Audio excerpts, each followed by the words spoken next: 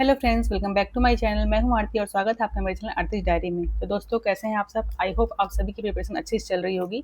आज का ये वीडियो उन लोगों के लिए है जिनका प्री क्वालिफाई हो चुका है और फर्स्ट टाइम मेंस निकल रहे हैं, पटाखे फूट रहे हैं। तो, तो वेट कर लेते हैं।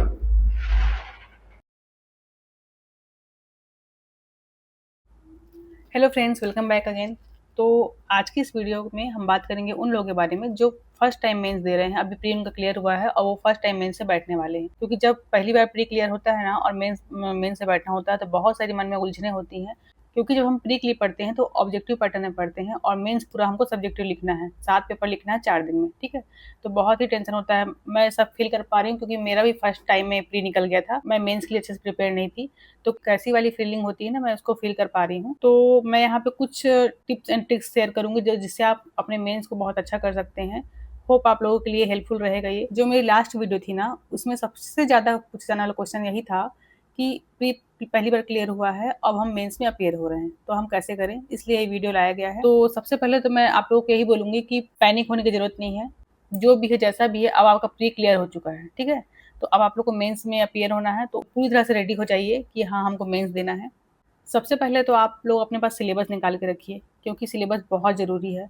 माना कि आपके पास पीडीएफ होगा सिलेबस का, आपने देख रखा है, आपको याद है, फिर भी आपके पास हार्ड कॉपी में सिलेबस होना चाहिए, ताकि आप बार-बार उसको रिव्यू कर सकें।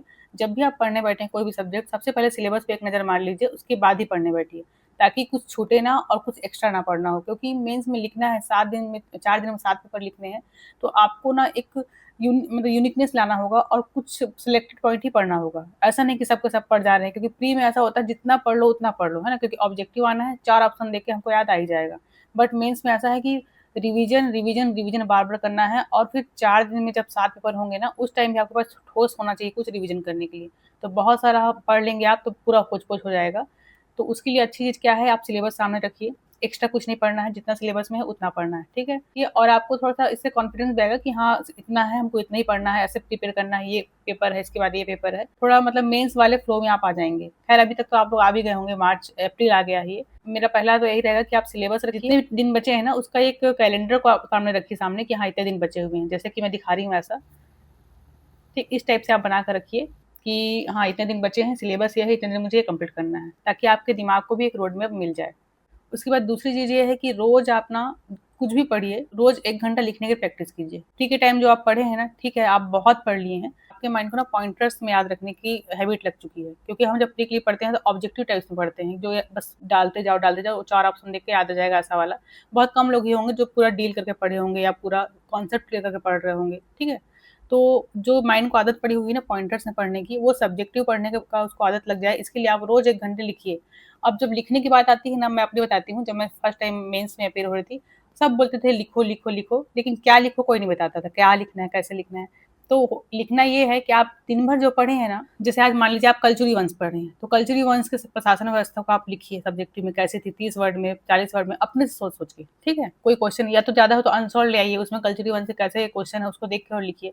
1 घंटा डेली का, ज़्यादा से 2 घंटा, ठीक है? 2 घंटा डेली का आप लिखिए ही, क्योंकि अभी आपके ऊपर ना प्रेशर भी होगा सिलेबस कंप्लीट करने का, दोबारा पढ़ने का। क्योंकि प्री के टाइम का पढ़ा हुआ ना अभी लगता है पढ़े ही नहीं है। हमको ऐसा, हम बुक ले आते हैं पूरा सब्जेक्टिव वाइज, बहुत ज़्यादा टेंशन होता है कि मेंस का बहुत सिलेबस है और हम पढ़ नहीं पा रहे हैं। लेकिन होता ये है कि हम 70% सिलेबस ना अपना प्री में ही खत्म कर चुके हैं, बट वो कॉन्फिडेंस नहीं आ पा रहा है, क्योंकि वो पॉइंटर्स में याद है हमको, उसको सब्जेक्टिव फॉर्म में हम अभी डालना चाह रहे हैं, इसलिए हमको याद नहीं आ पा रहा है, ठीक है। आप पढ़ चुके हैं, आपको घबराने की जरूरत नहीं है, अभी भी आप पढ़िए। रात में रोज 1 घंटे लिखिए उसको, दिन भर में जो भी पढ़े हैं ना उसको लिखने की प्रैक्टिस करिए, मतलब माइंड आपका ना चीज़ों को फ्रेम करना सीखे कि हाँ, आज कल्चरल वंश पढ़े हैं तो क्या है, उसको लिख कर देख रहे हैं, ना कि उसको पॉइंट वाइज़ याद रखें, ठीक है? वैसे भी मेंस में आंसर भी पॉइंट वाइज़ लिखना है, लेकिन फिर भी आपके पास जब मटेरियल होगा तब तो आप लिखेंगे, लिखने का आपको कुछ तो लिखना ही है ना वहाँ। और आंसर राइटिंग करना, जब आप लिखना स्टार्ट करेंगे तो 3 स्टेप होते हैं। पहला होता है लिखना, ठीक है? अपने शब्दों में लिखना। फिर होता है आंसर फ्रेम करना कि कैसे, जैसे कि आपको लिखना है, कल्चुरी वंश का लिखना है, तो आप जो-जो याद किए हैं पूरा अपने शब्दों में लिख ले रहे हैं। उसके बाद आप फ्रेम करना सीखेंगे कि 30 वर्ड में कैसे फ्रेम करूँगा, 60 वर्ड में कैसे फ्रेम करूँगा, और फिर बड़े क्वेश्चन में कैसे फ्रेम करूँगा। उसके बाद जब वो आ जाएगा ना, उसके बाद थर्ड स्टेप होता है उसको अच्छा लिखना। मैं अपने मेंस प्रिपरेशन अच्छा लिखने वाला टाइम मैंने नहीं दे पाती थी, क्योंकि लास्ट लास्ट हो जाता था और फिर लगता था पढ़ लूँ लिखने में क्या है ऐसा, तो वो गलती आप लोग मत करिए। लिखिए, आंसर फ्रेम करिए, उसके बाद फिर अच्छा लिखिए, मतलब जैसे लिख लिए ना तो उसके बाद उसको और कैसे, क्या उसमें वेन डायग्राम बन सकता है, क्या इसमें मैप बन सकता है, क्या इसमें ऐड ऑन कर सकता हूँ मैं, क्या ऐसा करूँ जो 0.5 नंबर किसी सब बाकी लोगों से एक्स्ट्रा दिलाए मुझे, ठीक है। ये सोच सोच कर आपको लिखना है, उसके बाद फिर उसको फ्रेम करना है, उसके बाद फिर अच्छा लिखना है, ठीक है। अगर आप पूरा आप देखें तो पढ़ना, लिखना, आंसर फ्रेम करना और बहुत अच्छा लिखना, ये 4 स्टेप है, जो 4 स्टेप आपको इन्हीं 3 महीनों में करने हैं, क्योंकि अब तो मार्च बीत गया है, अप्रैल, मई और जून, ठीक है।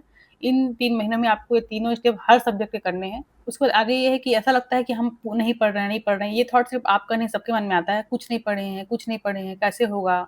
ठीक है, इस बार का जाने देते हैं, अगली बार देखेंगे, मतलब एक हताशा मन में आती जाती है कि इतनी मुश्किल से हमारा पहली बार प्री निकला है और हम पढ़ नहीं पा रहे हैं। तो ये ना माइंड का गेम है, क्योंकि ना हम जितना पढ़ना था हम पढ़ चुके हैं, 70% तो प्री के टाइम ही पढ़ चुके हैं। अभी सिर्फ हमको ना अपने ऊपर कॉन्फिडेंस नहीं आ पा रहा है कि हम पढ़ रहे हैं। तो अपने ऊपर कॉन्फिडेंस रखिए और जब भी डर लगे ना लास्ट ईयर के पेपर्स देखिए। उसको जब देखेंगे आप ना आपको इतना ईज़ी लगेगा ना, लगेगा ये तो मैं कर सकता हूँ। लेकिन हाँ, उसको लिख कर भी देखना है, लिख कर देखिए बार-बार, पढ़िए, लिखिए। तो इससे क्या होगा ना, आपका कॉन्फिडेंस बूस्ट होगा। दूसरा, आप मेंस के लिए मेंटली भी प्रिपेयर होंगे कैसे वहाँ पे लिखना है। तो अब पेपर वाइज़ चर्चा कर लेते हैं कि पेपर वाइज़ कैसा प्रिपेयर करना है। तो पेपर 1 लैंग्वेज का है, जो कि ऑब्जेक्टिव टाइप है, जैसा आप प्री में पढ़े होंगे। प्री में तो खैर कोई लैंग्वेज आजकल पढ़ता नहीं है, क्योंकि पेपर 2 जो है क्वालिफाइंग है। तो पेपर 1 को डेली टाइम दीजिए, या तो ऐसे कर सकते हैं कि जो लैंग्वेज में कमज़ोर हैं, है ना? उनके लिए है कि लैंग्वेज पहले एक बार पढ़ कर पूरा खत्म कर दीजिए, ज़्यादा टाइम नहीं लगेगा उसका सिलेबस कंप्लीट करने में। 1 दिन, 2 दिन, 1 हफ्ते में पूरा लैंग्वेज कंप्लीट हो जाएगा।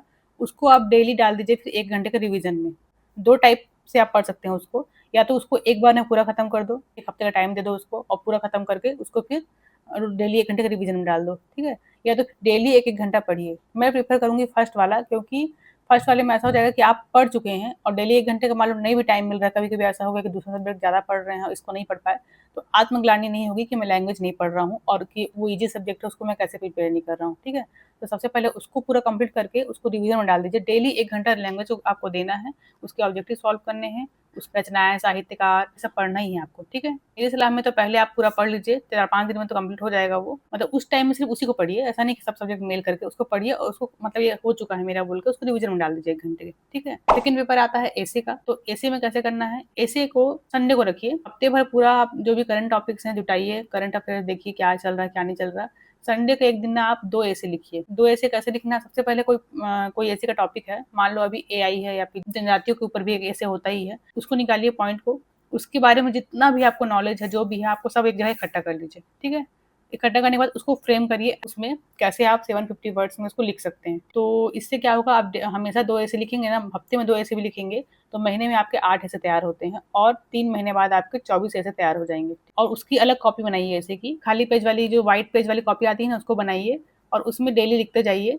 और उसके बाद फिर जब लास्ट में जब पूरा सम अप हो जाए ना कि आपको इतने ऐसे ही प्रिपेयर किए हैं, आप इतने ऐसे हैं, तो उसका फिर एक 1 सिंगल पेज में शॉर्ट नोट्स बना लीजिए, ताकि आपको पेपर 2 फर्स्ट दिन में सेकंड टाइम में है ना, तो उसको रिवीजन करने में भी काम आएगा, ठीक? कॉपी कॉपी तो बहुत बड़ा हो जाएगा ना रिवीजन करने में, तो उसको शॉर्ट नोट्स एक पेपर में बना लीजिए। पेपर थर्ड ऐसा है जो बहुत टाइम लेता है और नंबर बहुत कम मिलते हैं उसमें। वो भी ऐसा है जो उसको हम प्री में पढ़ चुके हैं, ठीक है? तो उसका तो मैं बोलूँगी कि सिर्फ आंसर राइटिंग करिए और जो लास्ट ईयर क्वेश्चन्स है ना, उसको निकाल-निकाल के सिर्फ आंसर राइटिंग करते जाइए और या तो कोई टेस्ट सीरीज़ लिए होंगे तो उसके हिसाब से पढ़िए उसको बस। बाकी उसको बहुत टाइम देने की ज़रूरत नहीं है। उसको सिर्फ आंसर फ्रेम करना आपको आना चाहिए, आप प्रीलिम्स को पढ़ चुके हैं। उसके बाद आते हैं पेपर 4 में, तो पेपर 4 के लिए मैथ्स आपको डेली प्रैक्टिस करना है। डेली प्रैक्टिस करना है मतलब इसको भी मैं वही बोलूँगी कि पहली बार जो कर रहे हैं ना, पूरा सिलेबस के क्वेश्चन को एक बार देख लीजिए, जो पैटर्न के क्वेश्चन आते हैं, जैसे कि परिमेय संख्या हो गई, है ना? उसके बाद अनुपात, समानुपात जितने भी क्वेश्चन है ना, उसको आप एक बार पढ़ 2 दिन लगेगा पूरा सिलेबस कंप्लीट करने में उसका। एक-एक टाइप का क्वेश्चन बना लीजिए, उसके बाद उसको डेली रिवीजन में डाल दीजिए, मतलब रिवीजन कैसे, डेली प्रैक्टिस में डाल दीजिए, ठीक है? बैंकिंग का कोई क्वेश्चन सॉल्व कर रहे हैं, कभी अनुपात समानुपात का कर रहे हैं, कभी आप समय गति दूरी नदी नाव का क्वेश्चन सॉल्व कर रहे हैं। ऐसे रोज़ 2 घंटे आप, क्योंकि अगर एक बार पूरा कंप्लीट आप कर लेंगे, तो आपका सिलेबस ध्यान में रहेगा कि हाँ, मेरे सिलेबस में ये है, मुझे ये सॉल्व करना है, तो रोज़ 1 घंटे आपको सॉल्व करने में आसानी होगी। साइंस के पेपर में बहुत ज़रूरी चीज़ें हैं, आपको बहुत अच्छा डायग्राम बनाना आना चाहिए। अगर आप उसको अपने लैंग्वेज में नहीं समझा पा रहे हैं ना कि यहाँ क्या लिखा हूँ, क्या नहीं, वो डायग्राम समझाना आपको आना चाहिए। मुझे ऐसा लगता है जिस जिस क्वेश्चन के आंसर में मैंने डायग्राम बनाया था, उसमें मुझे ज़्यादा नंबर मिले थे एज़ कम्पेयर टू उसमें जिसमें सिर्फ मैंने बहुत अच्छे से समझा कर उसको बता दिया था, ठीक है? डायग्राम बहुत बनाइए, साइंस का पेपर सिर्फ डायग्राम की मांग करता है, ठीक। जो अप्लाइड साइंस है वो डेटा की मांग करता है। तो पेपर 5 भी आप लोगों ने पढ़ा हुआ है प्री के टाइम में, उसको सिर्फ अच्छे से फ्रेम करना और डेटा कैसे कहाँ पे डेटा डालना है, कहाँ पे कम लिखना है, कहाँ पे ज़्यादा लिखना है, ठीक है, इसको आप कर लीजिएगा। पेपर 6 और 7 बिल्कुल नए सब्जेक्ट्स हैं। मुझे लगता है कि जो भी मेंस के लिए अपीयर हुए होंगे पहले जो महीना है मार्च का महीना, पूरा महीना आप पेपर 6 और 7 को दिए होंगे।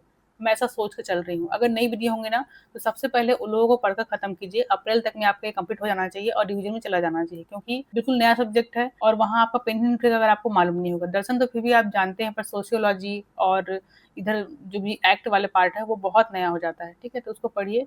सोर्सेज क्या हैं, बहुत लोग मुझे बुक सोर्स पूछ रहे थे, तो अभी इतना ज़्यादा मटेरियल है मार्केट में, मैं भी अभी वहाँ हूँ नहीं तो मुझे पता नहीं है।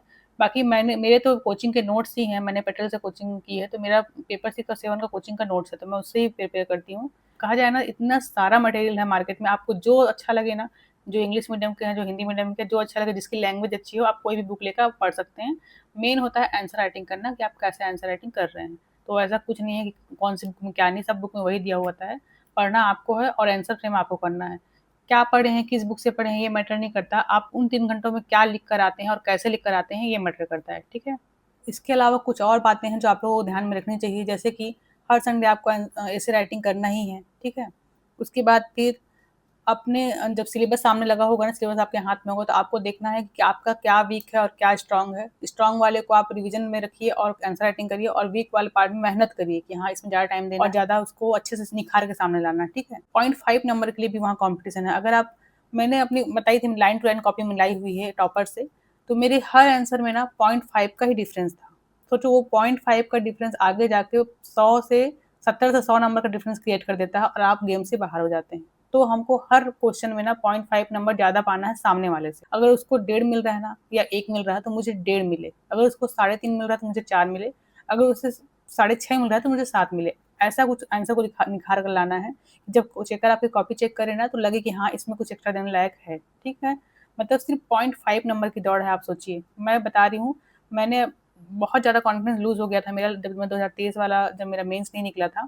खैर उसमें तो बहुत सारा छोड़ा था, तो नहीं निकला था, तो मैंने आंसर जो कॉपी होती है ना, टॉपर की कॉपी से लाइन टू लाइन वन प्रत्येक क्वेश्चन को मिलाया, ठीक है। ये मुझे अब पूछेंगे कहाँ से मिला, तो मुझे टेलीग्राम से मिल गया था टॉपर की कॉपी, और मेरी कॉपी मैंने खुद डाउनलोड की थी। तो हर क्वेश्चन में ना 0.5 का डिफरेंस था। और सबसे ज़्यादा डिफरेंस क्रिएट हुआ था पेपर 4 में, साइंस वाले पेपर में, और पेपर 1 में 10 से 15 नंबर का पेपर 1 में डिफरेंस क्रिएट हो गया था, और पेपर 4 में मेरा 30 नंबर का डिफरेंस। तो और बाकी में 0.5 का ही था, जो आगे चलकर ना 70-100 नंबर का डिफरेंस क्रिएट कर देता है और आप गेम से बाहर हो जाते हैं। तो इसलिए वो चीज़ें आपके साथ ना हो, इसलिए आप पहले से ही ना 0.5 कैसे मुझे दूसरे से ज़्यादा नंबर लाना है, ये सोच कर चलिए और लिखिए, ठीक है। डेली लिखिए, आंसर फ्रेम करने की कोशिश कीजिए। उसके बाद एक डायरी मेंटेन करिए कि आपको कहाँ-कहाँ परेशानी आ रही है, क्योंकि जब हम चीज़ें हमारे माइंड में होती है ना, तो हम बहुत परेशान रहते हैं। जैसे मैं कुछ चीज़ों को अगर सोचती हूँ ना, तो मैं दिन भर सोचती ही रह जाऊँगी, उस सोच में ही उलझ जाऊँगी। जब तक मैं डायरी पेन लेकर ना बैठूँ और उसको लिखूँ ना, तब तक मैं सॉल्यूशन पर नहीं पहुँच पाती, मेरी ऐसी आदत है। तो आप भी इसको आज़मा के देखिएगा, जब भी आप किसी चीज़ के लिए परेशान हो ना, तो सारी चीज़ों को कॉपी में लिखिएगा। जैसे कि आंसर कैसे लिखूँ मैं, कैसे पढ़ूँ, हिस्ट्री को कैसे करना है, अरे उसका नहीं पढ़ा हूँ, जो भी थॉट्स आ रहे हैं ना, सबको लिखिए। जब आप पूरा दिमाग खाली कर देंगे ना, पूरा लाइन से लिख लेंगे जो भी क्वेश्चन है, उसके बाद आप एक-एक पॉइंट को काटते चलिए कि हाँ, इसको ऐसे करूँगा, तब आप जाकर सॉल्यूशन में पहुँचेंगे और आपका माइंड बहुत शांत होगा और आप अच्छे से पढ़ाई कर पाएँगे, ठीक है? इसको आज़मा के देखना, बहुत अच्छी चीज़ है ये। आई थिंक सब कुछ तो मैंने बता दिया है, बाकी आप लोगों की मेहनत के ऊपर डिपेंड करता है कि आप लोग कैसे पढ़ते हैं और कैसे अपने आप को प्रेज़ेंट करते हैं। ये 3-4 महीने ना मैटर नहीं करेंगे कि आप कैसे पढ़े, क्यों पढ़े, नहीं पढ़े, या आपकी परिस्थितियाँ कैसी थी। एग्ज़ाम के वो 4 दिन डिसाइड करेंगे कि आपका पेपर कैसा जाएगा, ठीक है? आप कौन-सा पोस्ट लेंगे, या आप इंटरव्यू देंगे या नहीं देंगे। तो फिर आप उन 4 दिनों के लिए प्रिपेयर होकर अभी से पढ़िए कि उन 4 दिनों में मेरे को कैसे लिखना है, ठीक? लास्ट यही रहेगा। तो आज की वीडियो में इतना ही। अगर वीडियो पसंद आई हो तो वीडियो को like, comment, subscribe. Thank you for watching.